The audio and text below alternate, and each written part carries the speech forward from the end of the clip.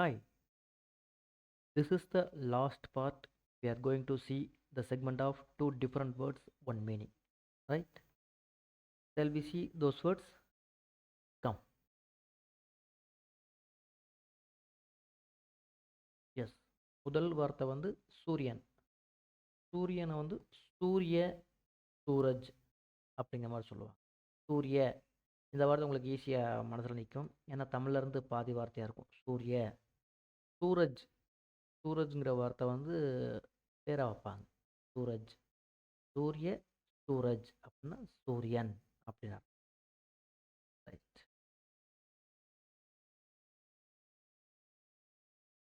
அடுத்த வார்த்தை வந்து கண். ஆங்க் நேத்ர. ஆங்க் நேத்ர. இந்த ஆங்க்ங்கிற வார்த்தை உங்களுக்கு புதுசாக இருக்கும். ஆனால் இந்த இங்கே நேத்ரங்கிற வார்த்தை அடிக்கடி கேள்விப்பட்டிருப்பீங்க. எப்படி அப்படின்னா கண் மருத்துவமனைக்கு நேத்ராலயா அப்படின்னு பேர் வைப்பாங்க. இதை பேஸ் பண்ணி தான் பேர் வைப்பாங்க. இப்போ சங்கர நேத்ராலயா அப்படின்ற ஒரு ஃபேமஸ் ஹாஸ்பிட்டல் இருக்குது. இதை பேஸ் பண்ணி தான் அந்த பேர் வைப்பாங்க. எப்படி வித்யாலயா அப்படின்னா ஸ்கூல், நியாயாலயா அப்படின்னா கோர்ட் அப்படின்னு பார்த்தோமோ அதே மாதிரியே நேத்ராலயா அப்படின்னா கண் மருத்துவமனை. நேத்ர அப்படின்னா கண்.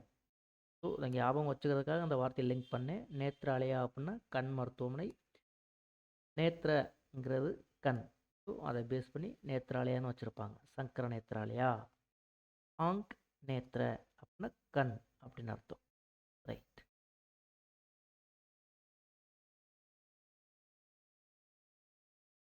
அடுத்தது வந்து தண்ணீர். இது ஃபேமஸான வார்த்தை தான், உங்களுக்கு ரெண்டு தெரியும். பானி. பானி அப்படின்னா தண்ணீர். ஜல். ஜல் அப்படின்னாலும் தண்ணீர் தான். ஜலம் அப்படின்னு சான்ஸ்கிரிட்டில் சொல்லுவாங்க. ஜலம் அப்படின்னாலும் தண்ணீர் தான். இது ரெண்டுமே உங்களுக்கு கொஞ்சம் பரிச்சயமான வார்த்தையாக இருக்கும். பானி, ஜல் அப்படின்னா தண்ணீர் அப்படின்னு அர்த்தம்.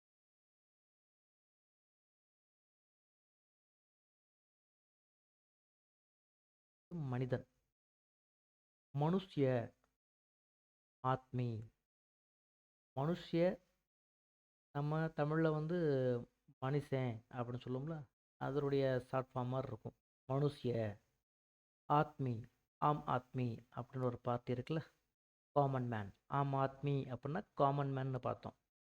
ஸோ ஆத்மி அப்படின்னாலும் மனுஷ்ய அப்படின்னாலும் மனிதன். ரைட்.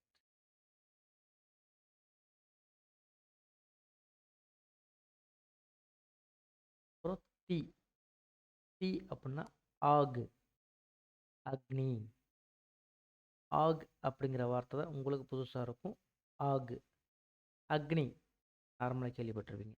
அக்னி நட்சத்திரம் அப்படின்னா கொஞ்சம் கொதிக்கிற நாட்கள் அப்படின்னா அக்னி நட்சத்திரம். வெயில் அதிகமாக உள்ள நாட்கள் வந்து அக்னி நட்சத்திரம் அப்படிம்பாங்க. அக்னி அப்படின்னா ஆகு அப்படின்னாலும்.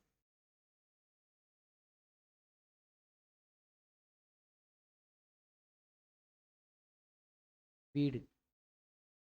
முதல் வார்த்தை வந்து கர்.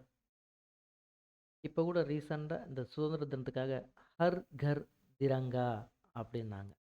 ஹர் கர் அப்படின்னா ஒவ்வொரு வீட்லேயும் கொடி பறக்கணும், கொடி இருக்கணும். திரங்கா அப்படின்னா மூவர்ணம்.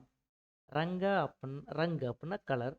திரங்கா அப்படின்னா 3 விதமான வர்ணம் அந்த கொடியில் இருக்கனால திரங்கான்னு வச்சுருப்பாங்க. ஹர் கர்.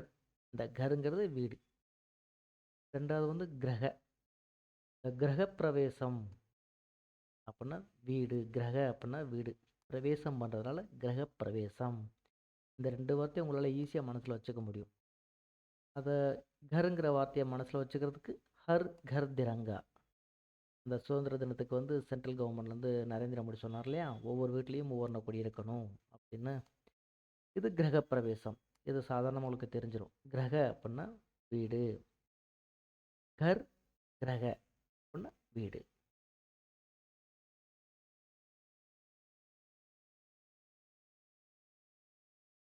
அடுத்தது வந்து நிச்சயமாக, கண்டிப்பாக அப்படிங்கிறதுக்கு ஜரூர். ஜரூர். ரெண்டாவது வார்த்தை வந்து ஆவஷ்யக். இந்த ஜரூருங்கிற வார்த்தை வந்து நம்ம தமிழில் யூஸ் பண்ணும்போது ஜரூராக வந்துடணும், ஜரூராக வந்துடுவான், அதாவது கண்டிப்பாக வந்துடுவான் அப்படிங்கிற மீனிங்கில் சொல்லுவாங்க. ஜரூர். அதுக்கப்புறம் அவசியக். அவசியக் அப்படின்னா கண்டிப்பாக, அவசியமாக அப்படிங்கிற மீனிங்கில் வரும். சரிங்களா? நிச்சயமாக. ஜரூர் ஆவசியக் அப்படின்னா நிச்சயமாக அப்படின்னு அர்த்தம். ரைட்.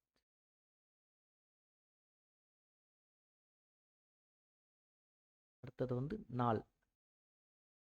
தின், திவஸ். தின், தினம்ங்கிற வார்த்தையிலேருந்து பாதியாக இருக்கிற மாதிரி இருக்கும். தின்.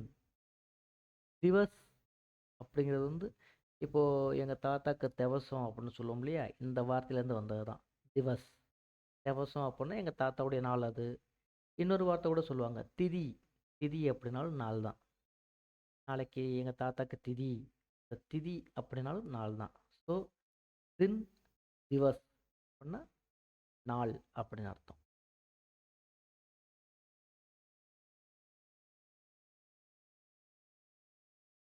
அடுத்தது பயணம்.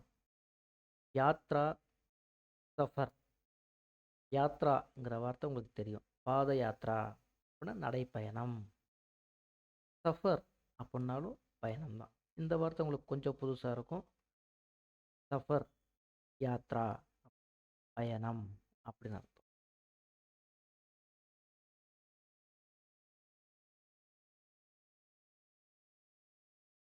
நகரம். சஹர், நகர். நகரத்தோட பாதி வார்த்தையாக இருக்கும் நகர். சஹர் அப்படின்னாலும் நகரம் தான்.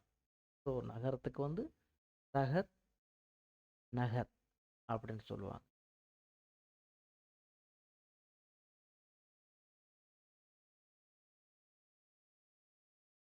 நட்சத்திரம். நட்சத்திரா, தாரா. நட்சத்திரா, நட்சத்திரோட பாதி வார்த்தையாக இருக்கும் நட்சத்திரா. தாரா, இப்போது ஹிந்தி படம் ஒன்று வந்துச்சு, சிதாரே ஜமீன் பர். அதுக்கு முன்னாடி தாரே ஜமீன் பர் ஒன்று வந்துச்சு. தாரே அப்படின்னா நட்சத்திரங்கள் வந்து பூமியின் மேல், ஜமீன் பர் அப்படின்னா பூமியின் மேலே அப்படிங்கிற மீனிங்கில் அந்த படத்தோட பேர் வச்சுருப்பாங்க. ஸோ தாரா அப்படின்னா நட்சத்திரம். பிள்ளைகளுக்கு பேர் கூட வைப்பாங்க தாரா அப்படின்னு. ஸோ நட்சத்திர, தாரா அப்படின்னா நட்சத்திரம் அப்படின்னு அர்த்தம்.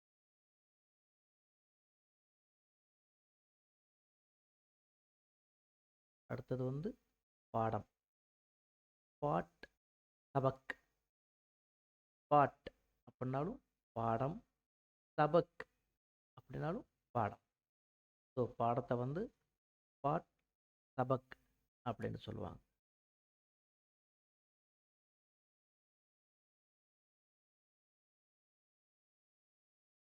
அடுத்தது வந்து காற்று.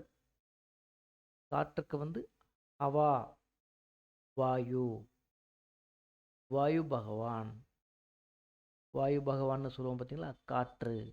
ஹவா வெளி, காற்று வெளி. இந்த ஹவாங்கிறத கேள்விப்பட்டிருப்பீங்க. ஹவா வெளி, காற்று வெளி அப்படிங்கிறதுக்கு ஹவா வெளியும் தான். வாயு அப்படின்னா காற்று. ஸோ காற்றுக்கு வந்து ஹவா, வாயு அப்படின்னு சொல்லுவோம்.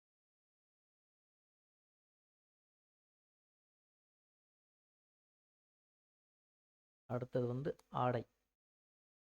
அதுக்கு வந்து Vastra, கப்டா. Vastra,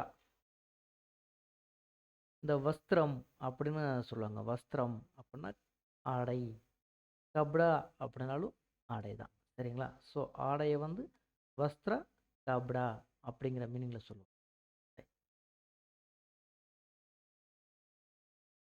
thank you. Thank you for வாட்சிங். நான் சொல்கிற கண்டென்ட் உங்களுக்கு புரியுது, பிடிச்சிருக்குன்னா மறக்காமல் லைக் பண்ணுங்கள், சப்ஸ்கிரைப் பண்ணுங்கள். அதை விட ரொம்ப முக்கியம், இதை பற்றி தெரியாதவங்களுக்கு ஷேர் பண்ணுங்கள். தேங்க்யூ.